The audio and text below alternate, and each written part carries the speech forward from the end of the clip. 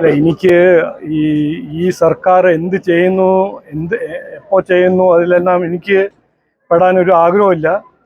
നമ്മൾ കാണുന്നുണ്ടല്ലോ, ഒരു KSIDC എന്ന് പറഞ്ഞ ഒരു സർക്കാർ കമ്പനിയിൽ നിന്ന് 13% ഒരു എക്വിറ്റിയുള്ള കമ്പനി എക്സാലോജിക് സൊല്യൂഷൻസിൽ കാശ് വരുന്നു.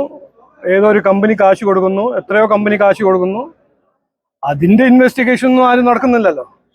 അപ്പോൾ നോക്കൂ, എനിക്ക് പറയാനുള്ളത്, ഈ കഴിഞ്ഞ 10 കൊല്ലം CPM കോൺഗ്രസിൻ്റെ അഴിമതി പഠിച്ച് കോൺഗ്രസിനെക്കാട്ട് മുമ്പോട്ട് പോകുന്ന ഒരു ചിത്രമാണ് നമ്മൾ കാണുന്നത്.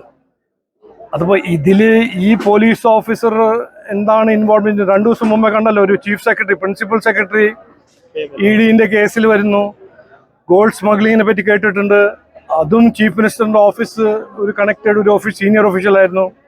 അപ്പോൾ ഈ നാട്ടിൽ എന്ത് നടക്കുന്നു, ആരാ ചെയ്യുന്നു, എന്ത് ചെയ്യുന്നു എന്ന് എനിക്ക് ഇതുവരെ പിടികിട്ടിട്ടില്ല. ഞാൻ പേപ്പറും TV കാണുന്ന ആളാണ്. ജനങ്ങളിങ്ങനെ TV കാണുന്നുണ്ട്, പേപ്പറും വായിക്കുന്നുണ്ട്.